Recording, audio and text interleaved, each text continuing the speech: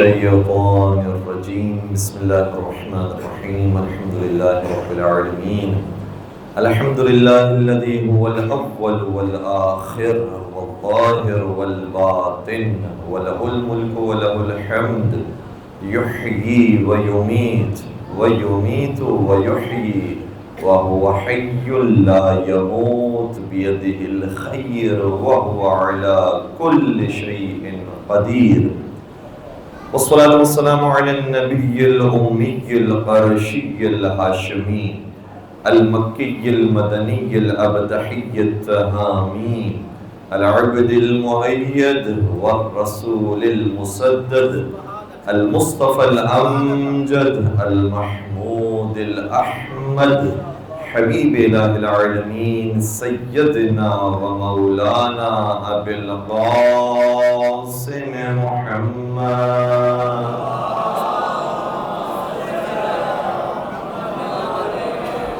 وعلى أهل بيته الطيبين الطاهرين المعصومين المظلومين الذين ذهب الله عنهم الرجس وطهرهم تطهيرا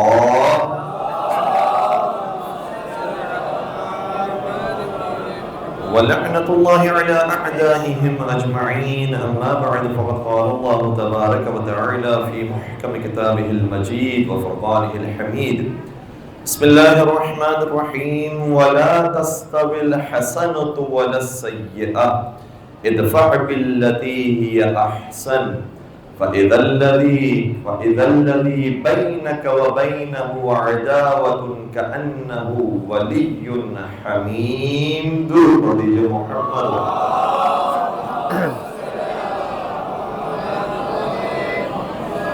عزیزان گرامی قدر آج اس امام کی شہادت کی یہاں مجلس منعقد کی گئی ہے کہ جس امام کو دنیا والوں نے ہر ہتھیار سے تکلیف پہنچائی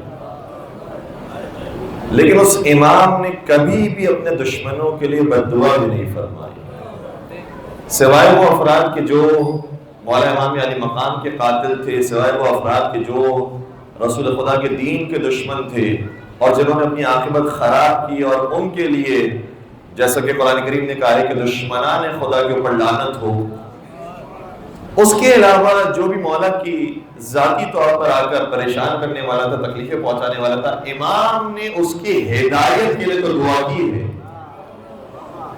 امام نے اس کی اصلاح کے لیے تو دعا کی ہے امام کا دروازہ ہر آنے والے حر کے لیے کھلا ہوا ہے امام نے اپنے دشمنوں کے لیے بھی کبھی بد دعا نہیں فرمائی اور ان کے لیے کبھی بھی ناروا سلوک نہیں فرمایا اور کیسے ہو سکتا ہے کہ مولا سید سجادی کام کرے جبکہ قرآن کریم نے کہا ہے اگر کوئی تمہارے ساتھ برائی بھی کرے تو اس کی برائی کا جواب بھلائی سے دو جس آیت کریمہ کی تلاوت کا شرف حاصل کیا ہے سورہ فصلت سورہ نمبر 41 آیت نمبر 34 ارشاد ہو رہا ہے کہ وَلَا تَسْتَوِي الْحَسَنَةُ وَلَا السَّيِّئَةُ کبھی بھی برائی بھلائی کی برابری نہیں کر سکتی ادفع باللتی ہی احسن کبھی بھی برائی کا جواب برائی سے نہ دو بلکہ ہمارے یہاں جملہ مشہور ہے کہ برائی کا جواب بھلائی سے دے دیا جائے یہ بھی بہت اچھی بات ہے لیکن قرآن کہتا ہے کہ نہیں برائی کا جواب صرف بھلائی سے نہیں بلکہ بھلائیوں میں بھی جو سب سے بہترین بھلائی ہے اس کے ساتھ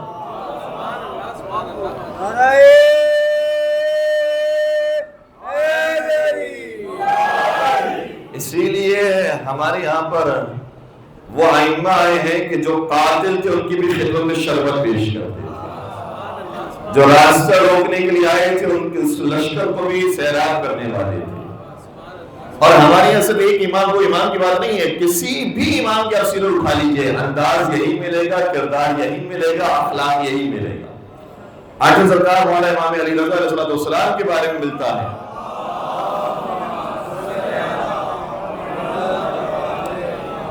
کیونکہ مامون بادشاہ وقت تھا خراسان کے اندر یہ سمجھتا تھا کہ میں سب سے بڑا ہوں اور دو لحاظ سے اپنے آپ کو بڑا سمجھتا تھا ایک تو یہ کہ میں حکومتی اعتبار سے دیکھا جائے تو خلیفہ ہوں بادشاہ ہوں اور دوسرا یہ کہ اگر مجھے حسب و نسب کے اعتبار سے دیکھا جائے تو میں بنی عباس سے ہوں یعنی رسول کے چچا کی اولاد سے اس لیے میرا مقام مرتبہ حسب و نسب کے اعتبار سے بھی زیادہ ہے، دنیاوی منصب کے اعتبار سے بھی زیادہ ہے، اس لیے اس کے لیے دسترخوان اور لگتا تھا، باقی افراد کے لیے دسترخوان اور لگتا تھا۔ لیکن جب امام رضا تشریف لائے وہ خود اولاد رسول میں سے تھے، جو امیر المومنین کے فرزند تھے، اور جو اس زمانے کے اندر بھی بغیر دیکھا جائے تو ولی عہد تھے، جب ان کا دسترخوان بچھا تو امام نے فرمایا جب تک اس دسترخوان پر غلام نہیں بیٹھیں گے میں اس وقت تک نہیں بیٹھوں گا۔ اور جب غلاموں نے بیٹھنے سے انکار کیا کیونکہ طریقہ نہیں تھا، وہاں پر یہ چیز رائج نہیں تھی۔ فرض کیجئے کہ ہمارے یہاں پر معاشرے کے اندر یہ چیز رائج ہے کہ جو خادمائیں ہیں ان کے لیے اگر دسترخوان بھی بچھایا جاتا ہے تو الگ بچھایا جاتا ہے، جو ماسی ہیں ان کے لیے الگ دسترخوان لگایا جاتا ہے، اپنے ساتھ نہیں بٹھایا جاتا۔ اگر کبھی کسی دن کسی نوجوان غلام کو، نوجوان خادم کو کہا جائے بھائی آ جاؤ میرے ساتھ ہی بیٹھ جاؤ، تو وہ بھی گھبرا جائے گا، ڈر جائے گا کہ کہیں ایسا نہ ہو کہ مجھے اسی جرم کے اندر باہر نکال دیا جائے، اسی گستاخی کے اندر مجھے فارغ کر دیا جائے۔ تو غلام آتے نہیں تھے، گھبراتے تھے۔ تو امام نے فرمایا ہمارا دسترخوان اگر غلاموں کے دسترخوان سے الگ لگے گا تو پہلے غذا میں سے اچھی غذا ان کو دی جائے گی، بچی ہوئی غذا ہم کھائیں۔ ان کے لیے پہلے جو سر طعام ہوتا تھا ان کی خدمت پیش کیا جاتا تھا، جو بہترین کھانا ہوتا تھا ان کی خدمت پیش کیا جاتا تھا، یعنی جو بریانی کے اندر سے بوٹیاں ہیں، جو بہترین چیزیں ان کی خدمت پیش کی جاتی تھی۔ پھر مولا جب دسترخوان پہ بیٹھ کر سادہ کھانا تناول کرتے تھے۔ تو امام رضا ہو، امام موسیٰ کاظم علیہ السلام ہو، ایک لوگ درود پڑھ دیجئے محمد و علیہ۔ میں جلدی آپ کی خدمت واقعہ بیان کر کے مولا سجاد کی سیرت پر آنے کی کوشش کروں گا۔ امام کے زمانے میں ملتا ہے کہ ایک شخص تھا جو کسی خلیفہ کی اولاد سے تھا، اب اس کا نام بھی موجود ہے لیکن اس کا نام چھوڑیے۔ وہ مولا کو بڑا پریشان کرتا تھا۔ جو لوگ یہ کہتے ہیں کہ اماموں میں اور خلفاء میں بڑی دوستیاں تھی، تو اس واقعے سے ظاہر ہو سکتا ہے کہ کتنی دوستیاں تھیں۔ وہ آگے پریشان کرتا رہتا تھا، اور چونکہ مولا کے ہی کوچے میں رہتا تھا، مولا کی گلی میں رہتا تھا، جب مولا کا وہاں سے گزر ہوتا تھا کوئی جملہ کرتا تھا، پتھر مارتا تھا، پریشان کرتا تھا۔ جو مولا کے حواری تھے، مولا کے ساتھ، انہوں نے کہا کہ مولا آپ کو کچھ کرنے کی ضرورت نہیں ہے، ہم اس کے لیے کافی ہیں، آپ سے اشارہ کیجئے اس کا کرنا کیا ہے۔ امام نے فرمایا نہیں، اسے چھوڑ دو۔ کیوں چھوڑ دو؟ کہا اس لیے کیونکہ وہ اپنے اجداد کا تعارف کروا رہا ہے، ہمیں اپنے اجداد کا۔ کسی نے کیا خوب کہا تھا کہ ٹپکے گا وہی ظرف سے جو ظرف میں ہوگا، اس کے اندر سے وہی چیز نکل رہی ہے۔ امام نے کہا اسے چھوڑ دو۔ ایک دن ایسا ہوا کہ وہ اتنا پریشان کرنے والا تھا، اتنا تنگ کرنے والا تھا کہ ایک دن مولا نے چاہا کہ اس کے ساتھ دوستی بڑھائی جائے، اس کے ساتھ میل ملاپ بڑھایا جائے، تو اس کے باغ میں مولا خود قدم رنجہ فرماتے اور خود تشریف لے جاتے۔ لیکن جیسے مولا اس کے باغ میں تشریف لے جانے لگے، وہ وہیں سے جو اتنا بڑا دشمن بنا ہوتا وہیں سے کہتے تم میرا باغ خراب کر رہے ہو، یہاں سے دور چلے جاؤ، نکل جاؤ میرے باغ سے، تم میرے باغ میں نہیں آؤ، میرا باغ تم خراب کر رہے ہو۔ اور مولا ہے جو پیارا محبت سے تشریف لا رہے ہیں۔ مولا جب بالکل قریب آ گئے، امام نے کہا کہ میں نے تیرے باغ کا کتنا نقصان کیا ہے، کہتا ہمیں میرا پورا باغ خراب کر دیا۔ اب مولا ظاہر سی بات ہے کہ جب تشریف لائیں گے تو کتنی احتیاط کے ساتھ، کتنا سمجھ کے تشریف لائیں گے کہ کسی ایک بھی میوے کو نقصان نہیں پہنچا ہوگا۔ لیکن پھر مجھ سے کہا آپ نے میرا باغ خراب کر دیا۔ امام نے سوال کیا یہ بتا تو نے اپنے باغ لگانے پر کتنے پیسے خرچ کیے؟ اس سے کہا 100 دینار خرچ کیے۔ امام نے فرمایا تجھے کتنا یہ امید ہے کہ محصول دے گا اور کتنا تجھے منافع ہونے والا ہے؟ کہتا 100 دینار کا مزید منافع ہوگا۔ امام نے اپنے جیب مبارک سے 300 دینار نکالے اس کی خدمت میں پیش کی۔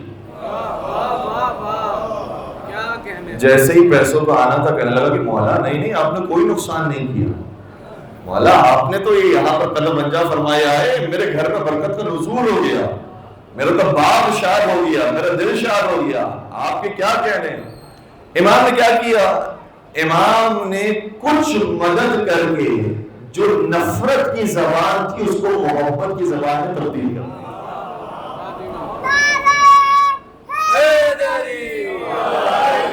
اور پھر کچھ ہی دنوں کے بعد جو اصحاب کہا کرتے تھے کہ ہم اس کے لیے کافی ہیں، ہم مار دیں گے اس کو، کیا دیکھا کہ امام مسجد کے اندر نماز پڑھا رہے ہیں، جو اصحاب ہیں وہ بھی نماز پڑھے، اتنے میں وہ شخص بھی آتا ہے امام کے پیچھے آگے کھڑے ہو جاتا ہے اور نماز پڑھنے لگتا ہے۔ لوگ بڑا تعجب ہوتا ہے جب وہ نماز پڑھ کے چلا جاتا ہے تو امام اپنے اصحاب کی طرف رک کر کے سوال کرتے ہیں، یہ بتاؤ جو تم مجھے مشورہ دے رہے تھے وہ زیادہ اچھا مشورہ تھا یا جو میں نے کام کیا ہے وہ زیادہ اچھا؟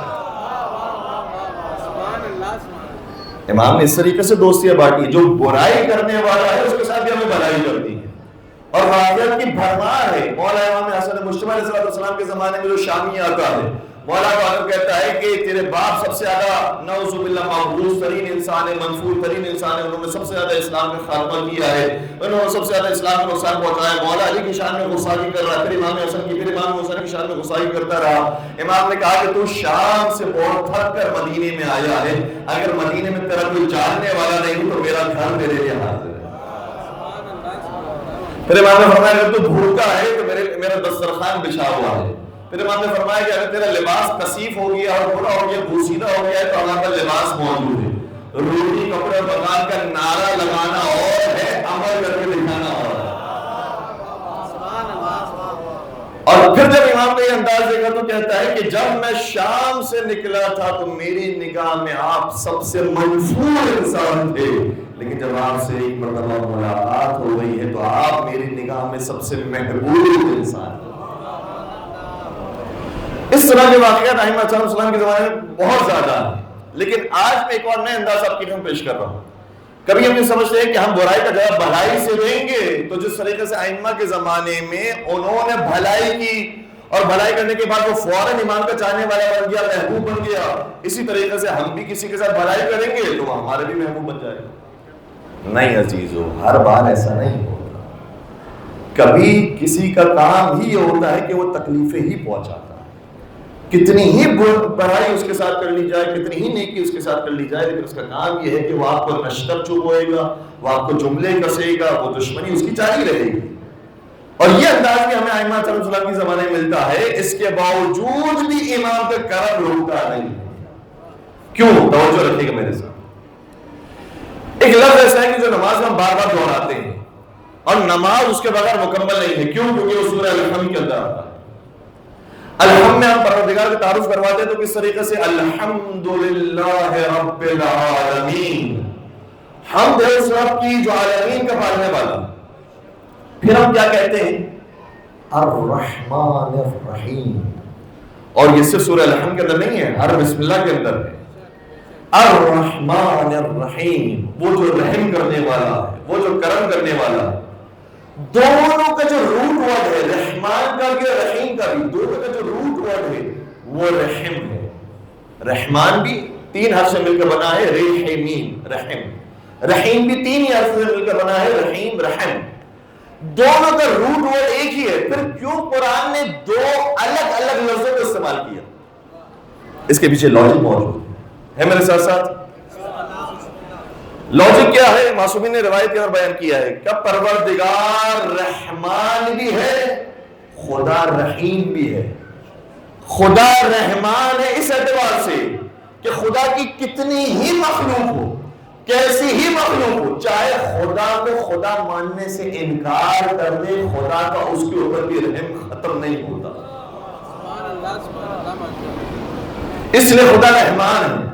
خدا کے رحم کافروں کے اوپر بھی ہے، خدا کا رحم مشرکوں کے اوپر بھی ہے، خدا کا رحم ہندوؤں کے اوپر بھی ہے، خدا کا رحم یہودیوں کے اوپر بھی ہے، خدا کا رحم عیسائیوں کے اوپر بھی ہے، خدا کا رحم مسلمانوں کے اوپر بھی ہے، خدا کا رحم مومنین کے اوپر بھی۔ اور خدا رحیم بھی ہے۔ خدا رحیم اس لیے ہے کیونکہ خدا نے اپنی رحمت کا ایک خاص حصہ رکھا ہے جس حصے کے مستحق صرف اور صرف مومنین ہوں گے۔ خدا کے 2 رحم کے حصے ہیں، ایک رحم ساری انسانیت کے لیے، دوسرا رحم خاص صاحبان ایمان کے لیے۔ تو اگر خدا کی یہ 2 صفات ہیں تو اہل بیت بھی وہ ہے جو مظہر صفات خدا بندی۔ خدا اگر علیم ہے تو اہل بیت بھی حلیم ہے، خدا اگر علیم ہے تو اہل بیت بھی علیم ہے، خدا اگر کریم ہے تو اہل بیت بھی کریم ہے، خدا اگر قدیر ہے اہل بیت بھی قدیر ہے۔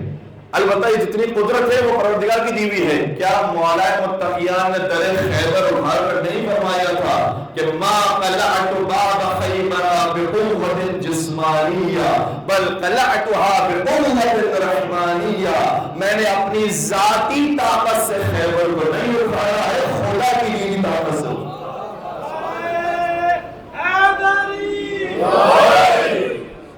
شاید ہو سکتا ہے کوئی یہ کہے کہ اگر ہمیں بھی یہ طاقت مل جاتی تو ہم بھی کام کرتے ہیں. اس کا بھی جواب دیا ہے کسی شاعر نے. کہتا ہے کہ جلتے ہو کیوں علی کے کمالات دیکھ کر، جلتے ہو کیوں علی کے کمالات دیکھ کر، عزت خدا بھی دیتا ہے اوقات دیکھ کر.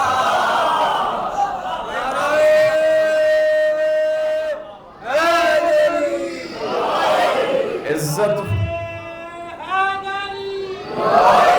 جلتے ہو کیوں علی کے کمالات دیکھ کر، عزت خدا بھی دیتا ہے اوقات دیکھ کر. ملتی جو ایسے ویسوں کو چلتی نہ ذوالفقار، تلوار رب نے دی ہے مگر ہاتھ دیکھ کر.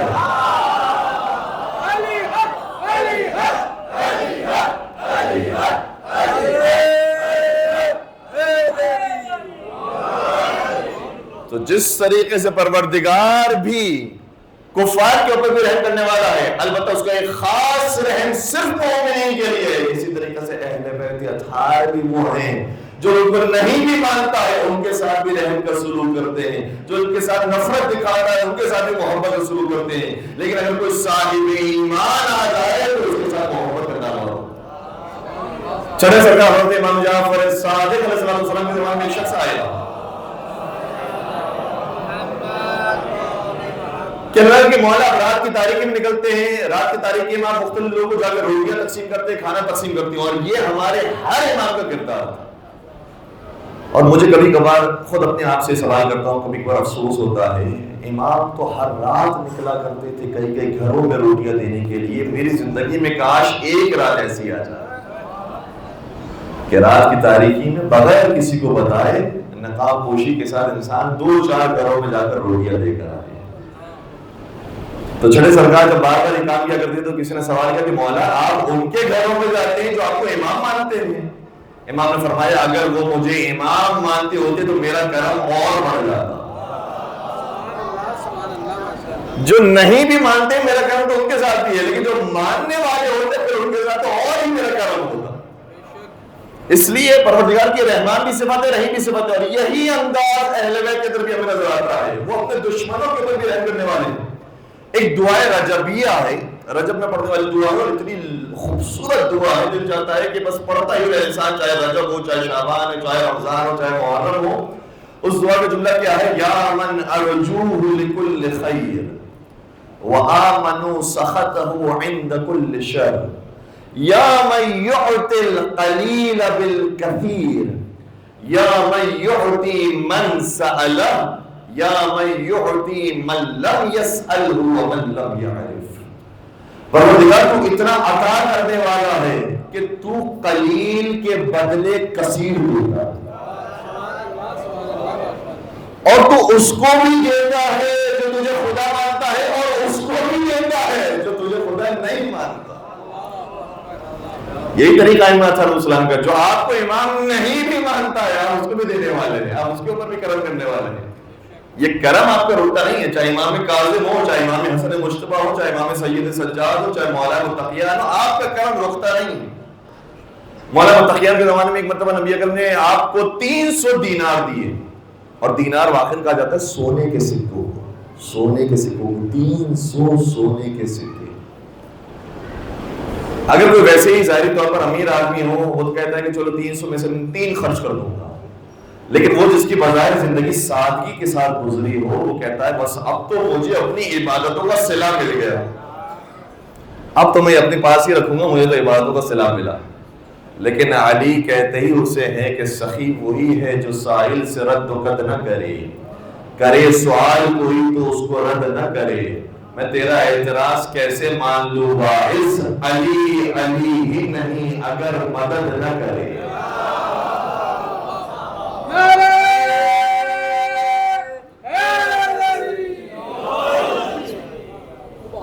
امیر المومنین علی بن ابی طالب علیہ السلام بلند صلوات.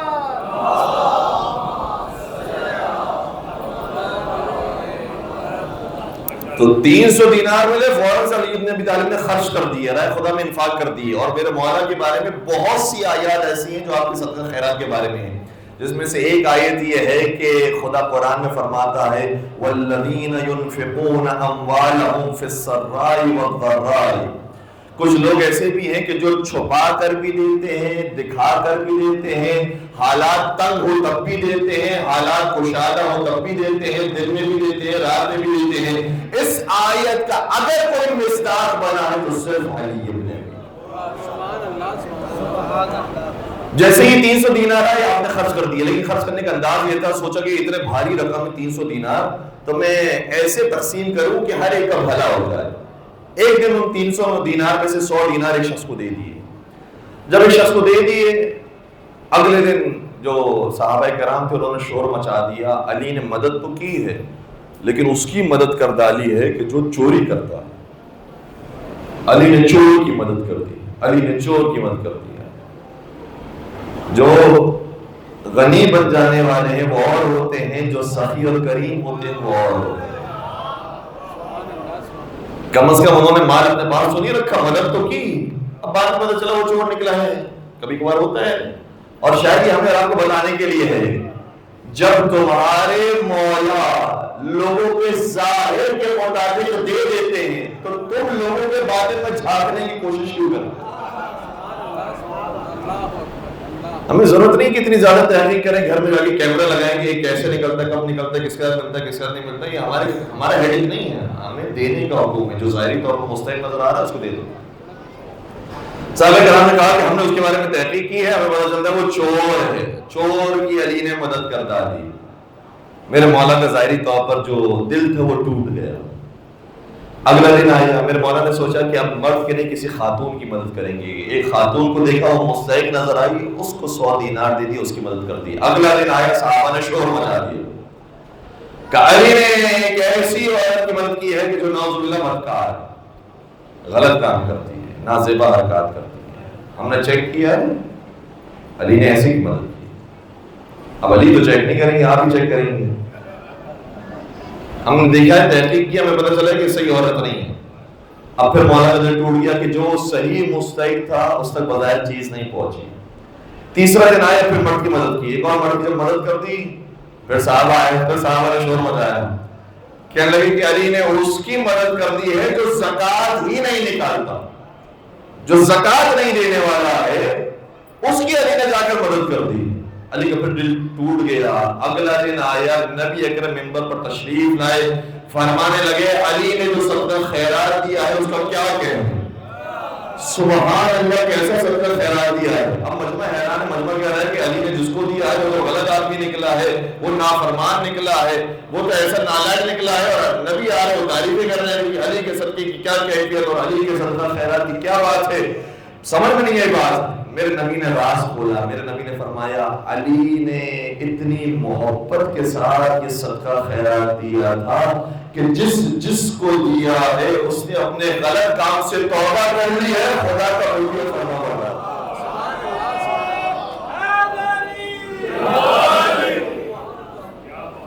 خدا کا مطیع و فرما بردار بن گیا علی کے کرم کو دیکھ کر۔ اب اس نے چوری سے توبہ کر لی، اب اس نے زنا سے توبہ کر لی، اب اس نے زکوٰۃ نہ دینے سے توبہ کر لی، اب یہ سب نیک اور شریف بن گئے ہیں۔ علی کی خیرات جسے ملے، ظاہر سی بات ہے کہ اس کی زندگی تو تبدیل ہوگی۔ تو بہت سے ایسے واقعات ہیں کہ جس کے اندر زندگی تبدیل ہوئی ہے، لیکن کبھی ایسا ہوتا ہے کہ زندگی تبدیل نہیں ہوئی ہے تب بھی آپ کا کرم جاری ہے۔ چوتھے سرکار حضرت امام زین العابدین علیہ السلام کا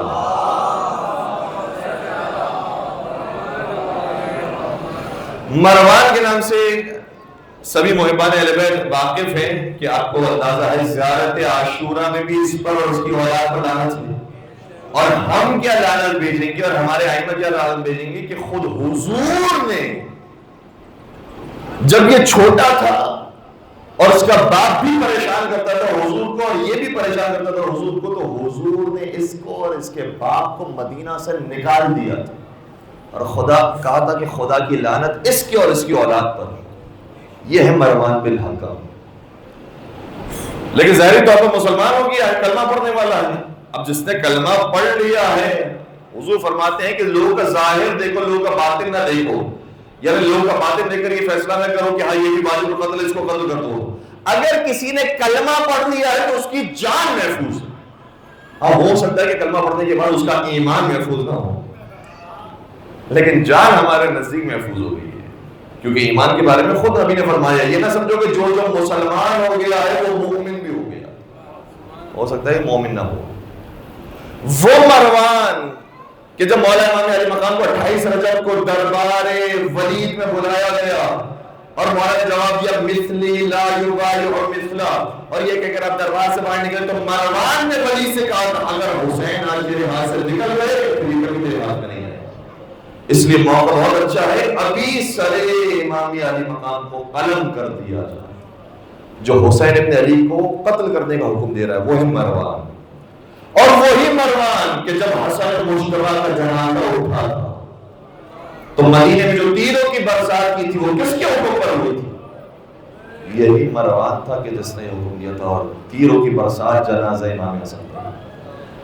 اور وہی مروان کہ جب کربلا کا واقعہ ہو گیا مولا سید سجاد، اور اس نقطے کو کبھی کبھار ہمارے کم بیان کیا جاتا ہے کہ مولا سجاد جب پھر دوبارہ سے بنی امیہ کا زمانہ آیا اور مسلم بن عقبہ کی سرپرستی میں دوبارہ سے یزید کو طاقت مل گئی مدینہ کے اندر، تو اس بنی امیہ کے قائد نے کہا کہ مدینہ میں سب سے پہلے کس کو قتل کروں؟ تو مروان نے کہا سب سے پہلے سجاد کو قتل کروں۔ وہ مروان جس نے امام حسن کے جنازے میں تیر برسائے، امام حسین کو قتل کا حکم دیا، مولا سجاد کے قتل کا حکم دیا، وہی مروان۔ میں واقعہ بہت مختصر بیان کر رہا ہوں، ہمارے نوجوان سمجھے کہ واقعہ کیا پیش آیا تھا۔ واقعہ کربلا کے اندر اولاد رسول کو شہید کر دیا گیا، صرف یزید کا یہی جرم تھا؟ نہیں عزیزو، کربلا میں آل رسول کو شہید کیا، پھر مدینہ کے اندر یزید نے قبر رسول پر حملہ کروایا، مدینہ میں قبر رسول کے اوپر ہی گھوڑے بنوا دیے گئے، ہزاروں صحابہ اور تابعین کا قتل عام ہوا، کئی صحابیات کی عصمت دری کی گئی ہے، کتنے ہی ناجائز اولاد اگلے سال پیدا ہوئی ہے۔ یہ کام ہے یزید کی طرف سے، اور اس کے اگلے سال مکے پر بھی حملہ کروایا۔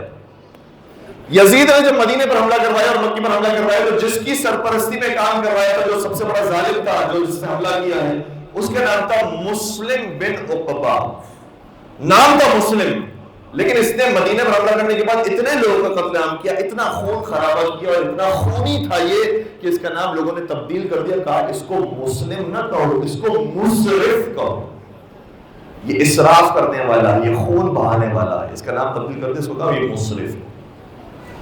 جب اس کا حملہ ہوا بنی امیہ کا تو دو پارٹیز بن گئی تھی، ایک طرف سے یزید نے بھیجا مسلم بن عقبہ کو حملہ کرنے کے لیے، دوسری طرف سے جو مدینے والے تھے انہوں نے یزید کے لشکر پر حملہ کرنے کے لیے تیاری کی ہوئی تھی، اور جو بنی امیہ سے تعلق رکھنے والا تھا اس کو چن چن کر مارا جا رہا تھا۔ مدینے والے بنی امیہ کو مار رہے تھے، بنی امیہ کی حفاظت کے لیے یزید نے بھیجا مسلم بن عقبہ کو۔ اب جب مدینے والے مار رہے تھے بنی امیہ کو، تو بنی امیہ میں سر فہرست نام تھا مروان کا۔ مروان کے اوپر جب مصیبت آئی تو اس کو مشکل کشائی کا دروازہ کہاں نظر آیا؟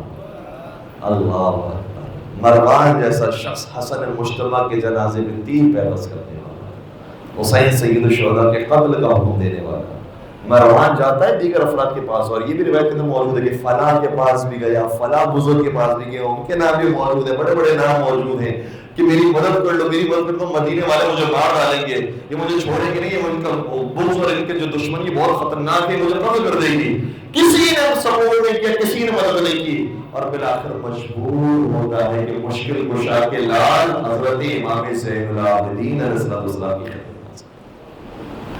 اور جب یہ مولا سید سجاد کے گھر پہ آیا، دروازے پہ دستک کی، اپنے خانوادے کو ساتھ لے کر آیا تھا، اپنی زوجہ کو، اپنے بچوں کو ساتھ لے کر آیا تھا، کہنے لگا کہ مدینے والے ہم پر حملہ کر رہے ہیں، کیا ہو سکتا ہے کہ اپنے گھر کی خواتین کو، گھر کے بچوں کو آپ کے گھر پہ رکھوا دوں؟ مولا سجاد نے فرمایا ہاں میرا دروازہ سب کے لیے کھلا ہوا ہے، اور مولا سجاد نے اس زمانے میں تقریباً 700 لوگوں کو پناہ دی تھی۔ مولا نے فرمایا کہ ہاں میرا دروازہ سب کے لیے کھلا ہوا ہے۔ مروان نے کہا لگتا ہے کہ آپ کو پتہ نہیں چلا کہ میں کون ہوں۔ امام فرمایا ہمیں خوب معلوم ہے کہ تو کون ہے، لیکن بتانے کا مقصد یہ تھا تو ہے، ہم ہیں۔ اور امام نے اس کے بچوں کو، اس کی زوجہ کو پناہ دی، یہاں تک کہ دوبارہ سے مدینے والوں کو جب شکست ہوئی اور پھر بنی امیہ قابض آ گئے تو پھر مروان نے اپنے بچوں کو اپنے خانوادے کو نکالا اور پھر یزید نے سوال کیا سب سے پہلے ہم کس کو ماریں؟ تو کہتا سید سجاد کو مارا۔ کچھ لوگ ایسے ہی ہیں، آپ کتنی ہی ان کے ساتھ بھلائی کر لیجیے ان سے آپ کو برائی ہی ملے گی اور کچھ نہیں ملے گا، یہ بھی ہے، لیکن اس کے باوجود ان کے کرم کا دروازہ کھولا ہے، ان کے ظلم و جور کے تیر اور نشر بھی کھولے۔ یہی تو کربلا میں نظر آیا ہے، ہمارا صبر بھی نظر آ رہا ہے دنیا کو، تمہارا ظلم بھی نظر آ رہا ہے، لیکن جس کا کرم نظر آ رہا ہے، ہو سکتا ہے کہ آج کے زمانے میں ان کے چاہنے والے اتنے نہ پیدا ہوئے ہوں، سید سجاد کے زمانے میں خود سید سجاد کے چاہنے والے اتنے نہ پیدا ہوئے ہوں، لیکن سجاد کے اس کردار کی وجہ سے قیامت تک آنے والے سجاد کا کلمہ پڑھیں گے، سجاد کے دشمن پر لعنت ہوگی۔ یہ کردار اہل بیت نے بتایا ہے۔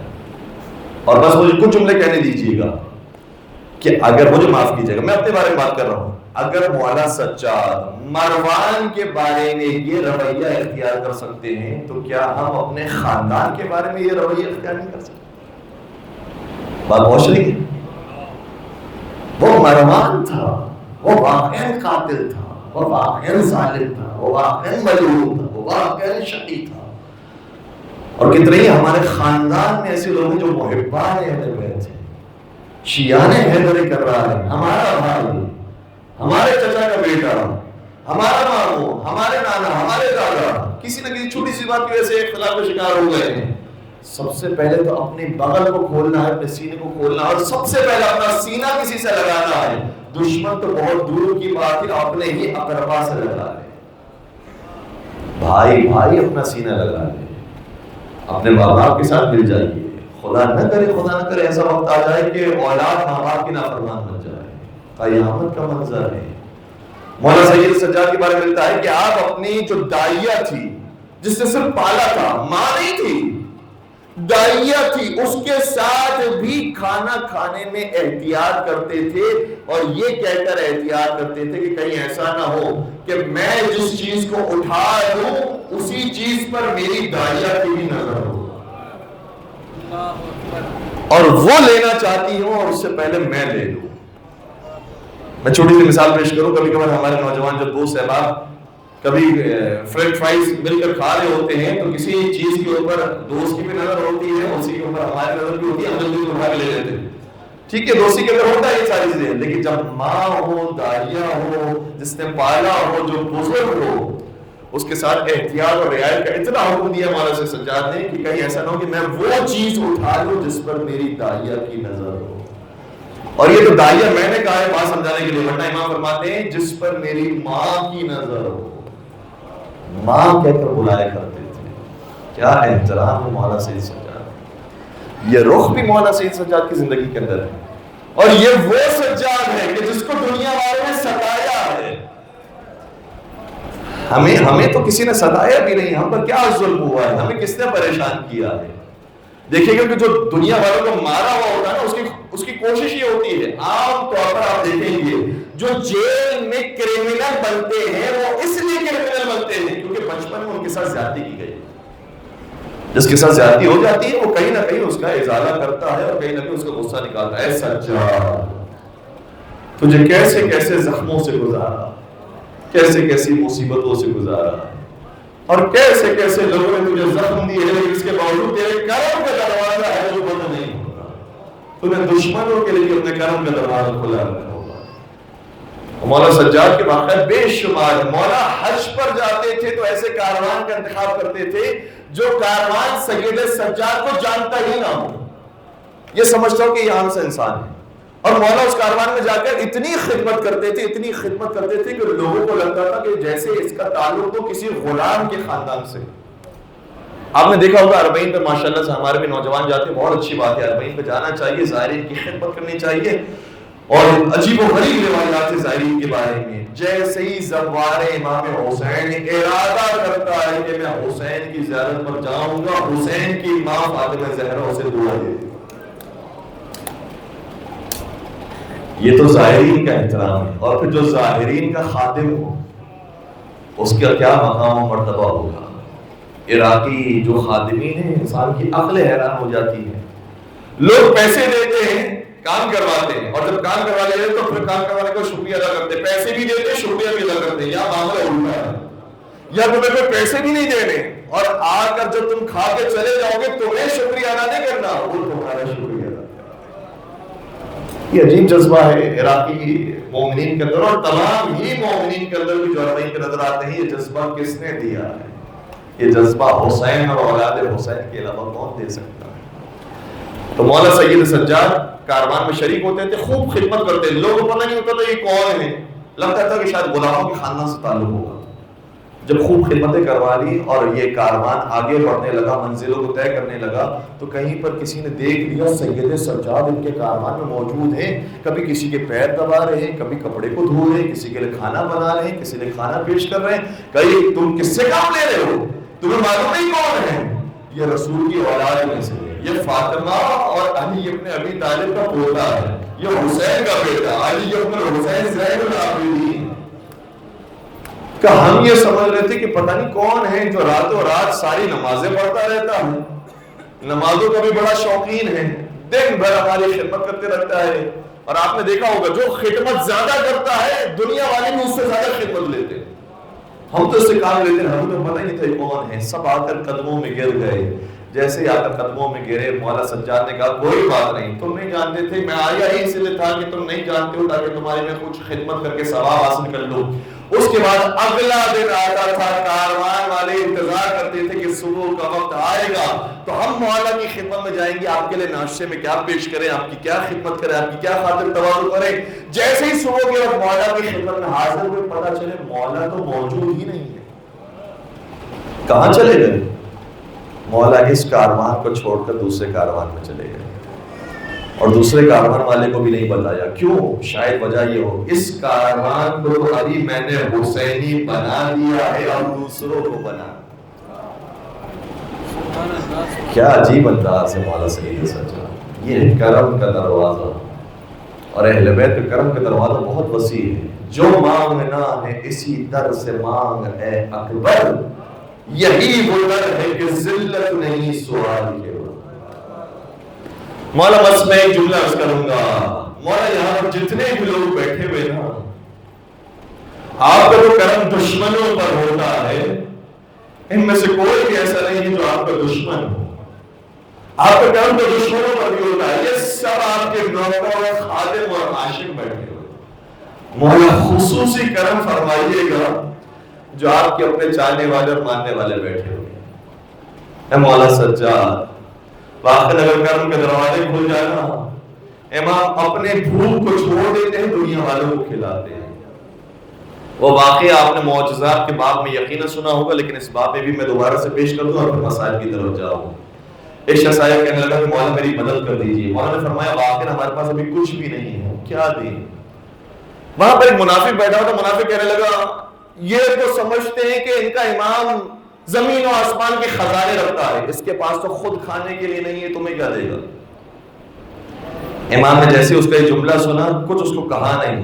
امام نے فرمایا اپنے اس چاہنے والے سے کہ یہ 2 سوکھی ہوئی روٹیاں ہیں، یہ لے کر جا. یہ ہم نے اپنے لیے رکھی تھی، تو لے کر جا، شاید اس پہ تیرے کام. وہ کہنے لگا کہ مولا مجھے پیسوں کی ضرورت ہے، یہ سوکھی ہوئی روٹیاں تو میں کیا کروں؟ امام فرمایا ہم نے دی ہے، شاید تیرے کچھ کام آ جائے. یہ 2 سوکھی ہوئی روٹیوں کو لے کر بازار میں گیا. بازار میں 2 لوگ بیٹھے تھے، ایک نمک بیچ رہا تھا، دوسرا مچھلی بیچ رہا تھا. نمک بیچنے والے کو کہا کہ کیا تو مجھے کچھ نمک دے گا تاکہ میں روٹی کے ساتھ کھا لوں؟ اس نے کہا تیرے پاس پیسے ہیں؟ نہیں میرے پاس پیسے نہیں، 2 روٹیاں، ایک روٹی تو رکھ لے اور تھوڑا سا نمک مجھے دے دے. نمک لے لیا.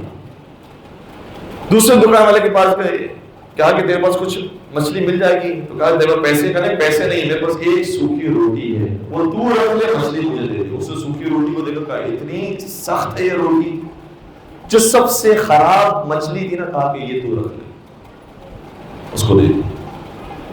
تھوڑی دیر میں گزری تھی کہ جو دونوں دکاندار تھے، دونوں دوڑتے ہوئے دوبارہ سے اس صحابی کے پاس آئے.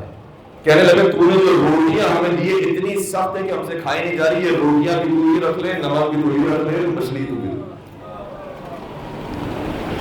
ابھی دونوں روٹیاں بھی اس کے پاس آ گئی، نمک بھی آ گئی، مچھلی بھی آ گئی. مچھلی کو ابھی کاٹ کر کھانے کی کوشش کی کہ مچھلی کو جیسے ہی کاٹا مچھلی میں سے 2 موتی نکلے. چونکہ مچھلی اس کی تھی، موتی اپنے پاس رکھے. جیسے موتی اپنے پاس رکھے ابھی کھانے ہی والا تھا، نمک کے ذریعے اپنا کھانا شروع کرنے والا تھا. اتنی سخت روٹی تھی، کھائی نہیں جا رہی تھی، کھانے کی کوشش کر رہا تھا. اتنے میں امام کا غلام آیا، کہتا ہے میرے مولا نے فرمایا اگر تیرا کام ہو چکا ہو تو 2 روٹیاں واپس کر دے، کیونکہ یہ روٹیاں ہمارے علاوہ کوئی کھا بھی نہیں سکتا.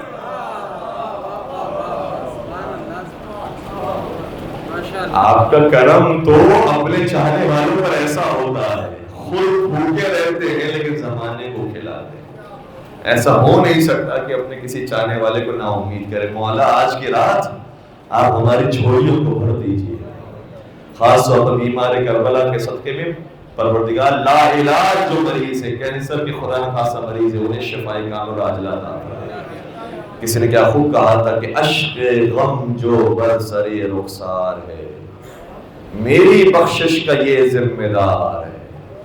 نام ہی جس کا شفا کا ہو سبب، کیسے میں لکھ دوں کہ وہ بیمار ہے. یہ تو مشیت پروردگار کی سجاد کو بچانا تھا. دنیا یہ سمجھ رہی تھی کہ حسین کے بعد جو امامت چلے گی وہ علی اکبر سے چلے گی، اس لیے علی اکبر کو مار ڈالا. لیکن جیسے مولا سید سجاد دربار ابن زیاد میں پہنچے، ابن زیاد نے سوال کیا تو کون ہے؟ فرمایا انا علی بن الحسین، میں حسین کا بیٹا علی ہوں. ابن زیاد کہنے لگا ہم نے تو حسین کے بیٹے علی کو مار ڈالا تھا، تو کون ہے؟ کہا وہ میرے بھائی تھے، وہ میرے بھائی علی اکبر تھے، میں علی ابن الحسین زین العابدین ہوں. پھر کہنے لگا ابن زیاد تیرے باپ کو علی نام کے علاوہ کوئی اور نام نہیں آتا تھا؟ کہ میرے بابا فرمایا کرتے تھے اگر خدا نے مجھے 100 بیٹے بھی دیے سب کے نام علی رکھوں. یہ زمانہ علی کا دشمن ہے، میں اپنے ہر بیٹے کا نام علی رکھوں گا. بس یہ عجیب و غریب درس ہے جو مولا سید سجاد نے دی.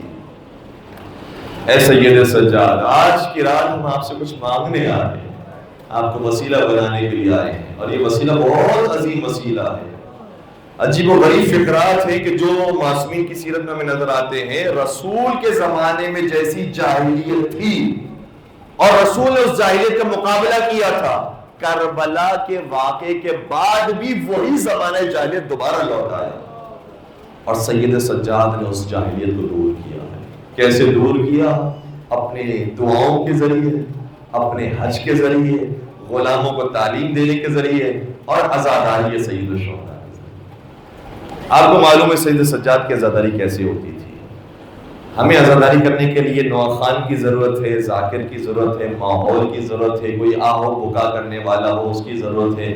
لیکن سجاد کو کسی چیز کی ضرورت نہیں ہے، صرف پانی کی ضرورت ہے. سجاد پانی دیکھتے ہیں اور روتے ہیں. یہ مولا حسین نے فرمایا تھا نا، اور شیعوں کے لیے فرمایا تھا. جب 4 سالہ بچی اپنے بابا کی بے سر لاشے سے لپٹی نا تو روایت کہتی ہے کہ مولا حسین نے فرمایا ہے بیٹی سکینہ شیعوں تک یہ پیغام پہنچا دینا. شیعتی ما ان شربتم ما عذب فاذکرونی او سمعتم بغریب او شہید فاندبونی. اے میرے شیعوں، جب کبھی تم ٹھنڈا پانی پینا تو حسین کی پیاس کو بھی یاد کر لے. ہم سے مولا حسین کو یاد کر سکتے ہیں، السلام علیکم یا ابا عبداللہ الحسین کہہ سکتے ہیں، لیکن سجاد جو ہے پانی دیکھتے ہیں اور تب تک پانی آنسو گرنے لگتے ہیں.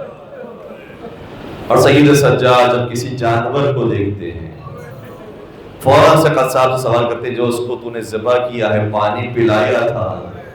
کہتا ہے مولا پانی پلایا تھا. مولا فرماتے ہیں مدینے میں جانور بھی پانی پی کر ذبح ہوتے ہیں. رسول کے نوازے، رسول کی امت نے تجھ پر رحم نہ کھایا، تجھے ذبح بھی کر دیا، تجھے پانی بھی نہ پلایا.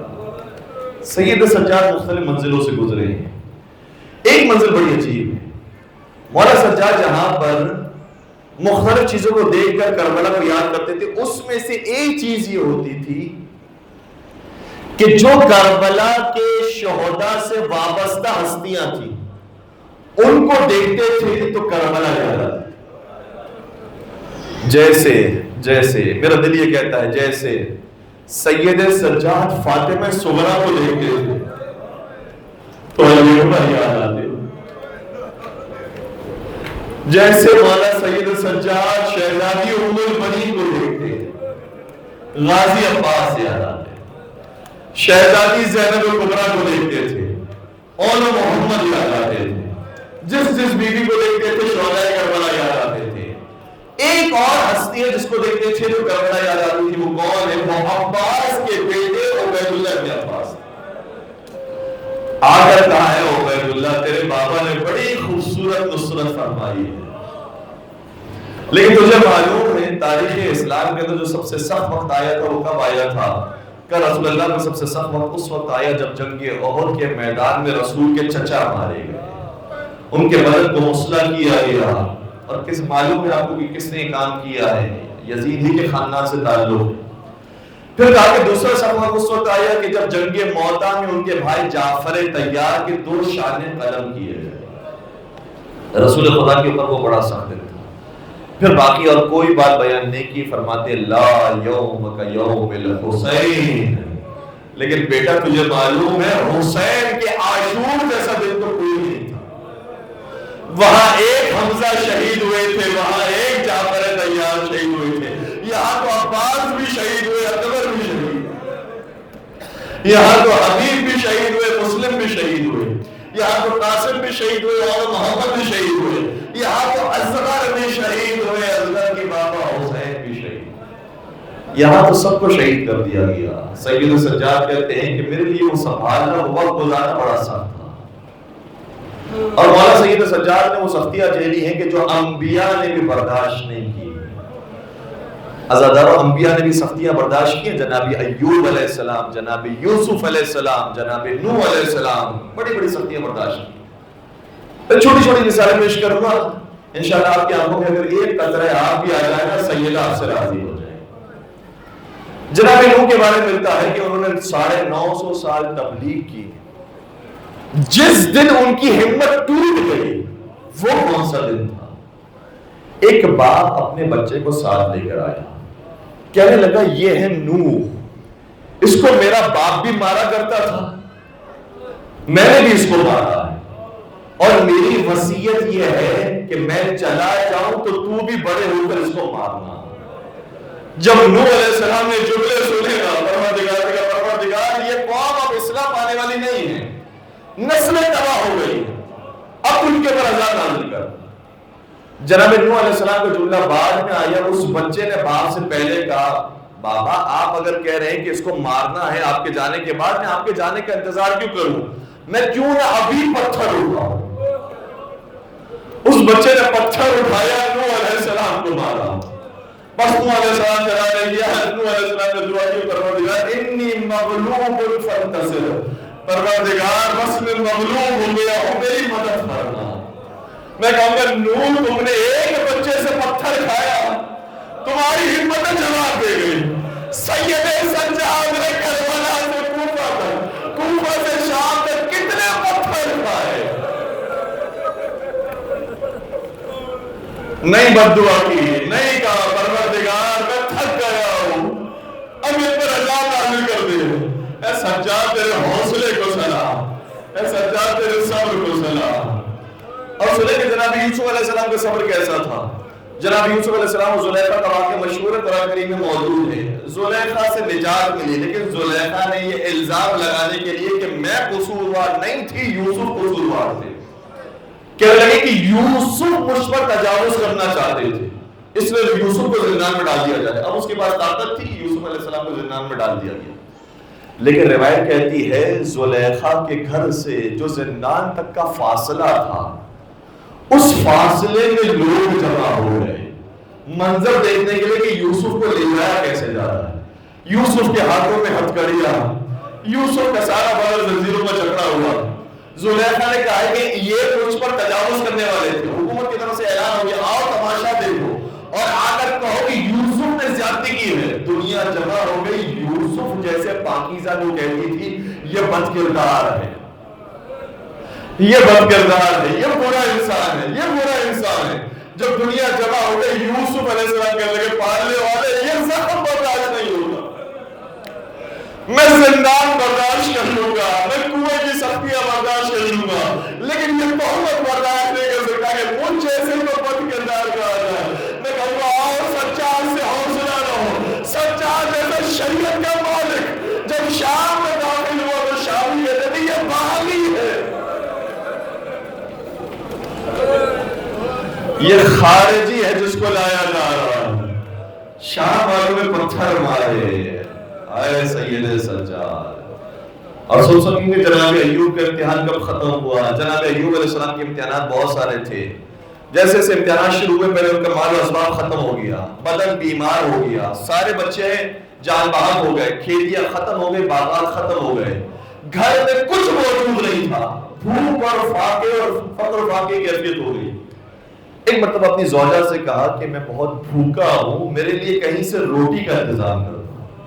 جناب ایوب کہتے ہیں جیسے میں نے اپنی زوجہ کو کہا کہ میرے لیے روٹی کا انتظام کر دو، میری زوجہ پورے حجاب کے ساتھ گھر سے باہر نکلی، کسی سے کہا کہ ہمیں ایک روٹی دے دو۔ ایوب نے جیسے یہ منظر دیکھا پروردگار کہہ لگا پروردگار میری ناموس کسی نامحرم سے کچھ نہ کرے، مجھ سے یہ برداشت نہیں ہوتا، میری ناموس در در کی ٹھوکریں کھائے اور کچھ اپنا ہاتھ پھیلا کسی سے سوال کرے۔ میں کہوں گا اے ایوب تمہارے صبر نے جواب دے دیا، ارے تمہاری ناموس تو پورے حجاب میں گئی ہے اور صرف ایک نامحرم سے تھوڑی دیر کے لیے گفتگو کرنے کے لیے تم سے یہ برداشت نہیں ہوا۔ آؤ میں تمہیں بتاتا ہوں شام کا منظر جب فاطمہ کی بیٹی افسانیہ ہے، جو حسین کی شریکت الحسین میں حجاب کے ساتھ نہیں بے مقر ہو جاتا، ایک نامحرم کے ساتھ نہیں ہزاروں کے مجمع شرابی کے دربار میں لائی جا رہی ہے، یہ حیا کی ملکہ سید سجاد دیکھ رہے، سجاد دیکھیں تو کیا دیکھیں، اسی لیے نہیں فرمایا کہ ہمارے لیے سب سے بڑی مصیبت کربلا کی تھی، نہیں فرمایا کوفے کی تھی، 3 مرتبہ فرمایا الشام الشام الشام۔ میں نے جو شام میں تکلیفیں برداشت کی، اگر میرے چچا عباس ہوتے تو مر جاتے، میرا بھائی اکبر ہوتا مر جاتا، میں نے کیسے یہ تکلیفیں برداشت کی۔ یہ میں جملوں کو تبدیل کروں، قاسم کی لاش 1 مرتبہ پامال ہوئی، میری لاش تو کئی مرتبہ پامال۔ اے سجاد دشمن سلام، شام کے دربار میں جب شیٹیوں کو لایا گیا ہے، وہ ملوم تخت پر بیٹھا ہوا ہے، شراب کے نشے میں دھت ہے۔ ایک مرتبہ شہزادی کو آتا ہوا دیکھا، سوال کرتا یہ بتاؤ ان میں علی کی بیٹی زینب کون؟ کسی نے کوئی جواب نہ دیا، ساری بیویوں نے شہزادی کو گھیر لیا، کہا کہ تم اسے بتاتے کیوں نہیں کون ہے ان میں سے زینب؟ ایک مرتبہ بی بی کھڑی ہوئی، نہیں فرمایا کہ زینب کون ہے، صرف اتنا جملہ کا یبنت طلباء من العدل، اے طلباء کی اولاد کیا یہ انصاف کی بات ہے؟ رسول زادیہ بے مخنہ چادر ہیں اور تیرے گھر کی عورتیں پردے کے پیچھے بیٹھی۔ اس کے بعد وہ معلوم چھڑی نکالتا ہے، ایک مرتبہ تشت کو لایا جاتا ہے، عزادار ہو، میں کیسے بیان کروں، یہ آپ کا وہ مولا ہے جس کو رسول کبھی اپنی گود میں بٹھاتے تھے، کبھی پشت پر بٹھاتے تھے، کبھی ناکا بنتے تھے، کبھی تعارف کرواتے تھے۔ اس حسین کا سر تشت میں پڑا ہوا ہے، معلوم کے ہاتھ میں چھڑی موجود ہے، ایک مرتبہ چھڑی اٹھائی، لمحہ امام حسین کو مارنا شروع کیا، مذاق اڑانا شروع کیا، جیسے چھڑیاں چلانا شروع کی۔ ایک صحابی موجود تھا، کہتا یزید یہ کام نہ کر کیوں نہ کروں؟ کہا میں نے خود اپنی آنکھوں سے دیکھا ہے، انہی لبوں کو میرا رسول چوما کرتا تھا، میرا رسول بہت چوما کرتا تھا، پیار کرتا تھا، مجھے یہ دیکھ کر رسول کا منظر یاد آتا ہے، مجھ سے برداشت نہیں ہوتا۔ یزید نے تھوڑی دیر کے لیے چھڑی روک دی، میں صرف ایک جملہ آپ کے لیے کہوں گا، اے صحابی رسول تجھ سے یہ منظر نہیں دیکھا جا رہا، کیونکہ تو نے رسول کو دیکھا تھا، تجھ سے نہیں دیکھا جا رہا۔ جب تو صحابی ہوتے ہوئے نہیں دیکھ سکتا حسین کی بہن یہ منظر کیسے دیکھ رہی ہے؟ حسین کا بیٹا سجاد یہ منظر